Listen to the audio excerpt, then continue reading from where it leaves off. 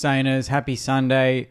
Welcome to the Saints TV YouTube channel. Welcome to another edition of 5 Things We Learned off the back of St Kilda's 44-point loss yesterday in the AAMI Community Series against Port Adelaide at RSCA Park. It was a good turnout by the fans, but it was not a good turnout by the players. I've got my 5 things right here in front of me ready to go. But before we get into that, make sure you support our sponsor of this series, Mornington Peninsula Brewery, back on board for the season. Check out their website, www.mpbrew.com.au. Okay, straight into it. We'll start off with a good point. There's not many. I think that might be the only one, but we'll kick it off with that. Number 1, Angus Hastie was my highlight. Now, we can talk about Jack McRae and everything like that, but he's an established footballer. Angus Hastie is trying to make it. And I see him trying to make something happen with the football. Yesterday, he was really the only one that I could look at and go, he's got a sustained intensity about him. If everyone on the park had that same level of intensity, you don't need skills when you have intensity. You know, obviously you want skills, but as Saints fans, we want to see effort. We want to see the fact that they want to be out there. And Angus Hastie looks like he wants to be out there. Looks like he's having fun. He's got a beautiful right leg. Like, his kicking has been really flawless this offseason. So I've been really impressed with his ability to find the football, because he's one of the smaller blokes, but he's putting his body on the line. He took a couple of good, almost contested marks yesterday. Still light frame, but that doesn't set him back. You know, that doesn't bother him, because he has assets he knows he can utilize. And when you've got a few, you know, you're smaller or you're slower or whatever it is that might be against you, you look at what you can do. And I think Ross has been good kind of getting that out of a lot of players. You know, you can't do this, but you can do this, so stick to doing that and do it well. And I think Hastie's really taken that to heart, and he's showing that. So to me, he'd be in my round 1 team, I think, the way he's going about it. Depends on Sinclair and everything, but right now I think him and Naz could be quite an interesting partnership off that half-back line, and he's got a bit of dash about him. He's one of the rare players that when he kicks the ball, he wants to get the hands back and keep going. And he keeps it basic. He doesn't overdo it, which I think a player that we love is tending to do in the last couple of weeks from what I've seen. Number 2, our slow starts. I am sick of our slow starts. They suck. They kill us. Even in practice games, and I said it in my review yesterday, if you're not winning, at least build good habits. And what's one of our worst habits, Sainers, in the last 50 million years? We always come out sluggish, we always come out slow, and we always chase the game after the first quarter. I'm sick of games where, you know, we lose by, say, 25 points. We lose by 25 points, but the quarter time margin was 30.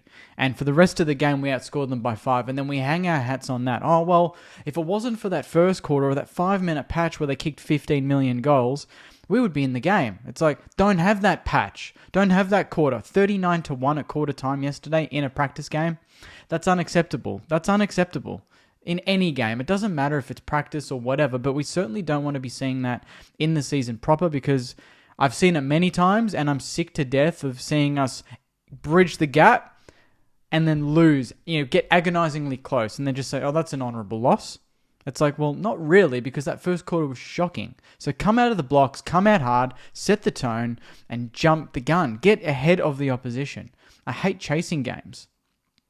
Number 3, I am slightly worried about Anthony Caminiti. I think that was kind of a point that I saw online a lot yesterday after the game, was Isaac Keeler came on, and within 5-10 minutes, he looked more lively than the Hammer. And I absolutely love the Hammer.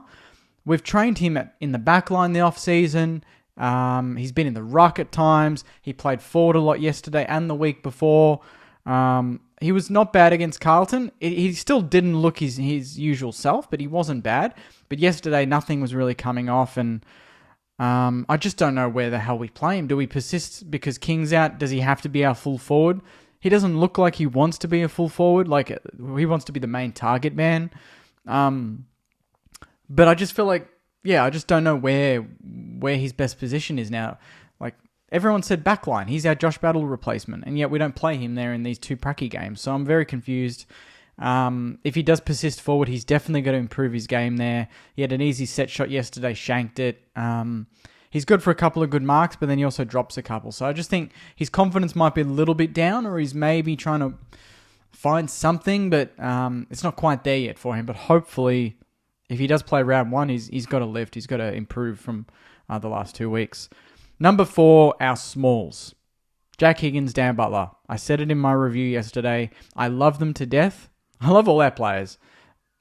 But that doesn't mean they just all get a pass mark. If they're not kicking goals, what the hell are they doing? What are they doing? What's the value? Because I don't see enough chasing. Port Adelaide were waltzing it out of the back line yesterday. And we can't be having that in the season. So people say, yeah, well, Jakey, Dan Butler's in there for pressure. He's a leader, this and that. I go, well, he wasn't kicking goal yesterday. He kicked, maybe one goal? Or if not, none. And they waltzed it out. So if they're not kicking goals, I want to see pressure. I want to see tackling. I want to see the opposition struggle to go end to end. But Port literally waltzed it down with 3 or 4 handballs, go down the other end, kick a goal. So I'm still not sure about playing the two pure smalls because they're not versatile enough to go anywhere else. And not many teams stick to the 2 pure smalls. Brisbane, Geelong, they have all of these medium-sized forwards that go onto a wing, go into the midfield, and then push forward. I think we're one of the rare teams that still have that 2 pure smalls that cannot do anything else other than play that position.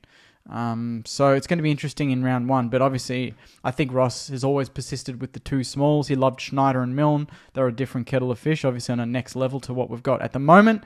But Dan Butler and Jack Higgins, if you're not kicking goals, there's got to be something else to the game there. Like, get up the ground. There's got to be something else. Another string to the bow, so to speak. So not sold on that yet. And number 5, I've been really harsh today. Or maybe not. Maybe this is exactly what people need to hear. But number 5, Nasiah is a gun, but he needs to just not think of himself as a gun. He's getting it's just yesterday and the week before, everyone said he was great against Carlton. He was good. He got a lot of the ball, but he went at 54%. Yesterday, I dare say he went at a very similar rate. I'm not too sure. I didn't check the stats. But it just feels like every possession he gets, in his head it looks like he wants it to be $1 million kick, and he wants people to be like, wow, that's why Nasiah is touted as one of the best kicks in the comp. Sometimes you just get to hit the basic kick. Sometimes it doesn't need to be flashy. That's the point of this point, number 5. Nasiah is a gun, but he doesn't need to be flashy all the time. He doesn't need to take on 5 blokes.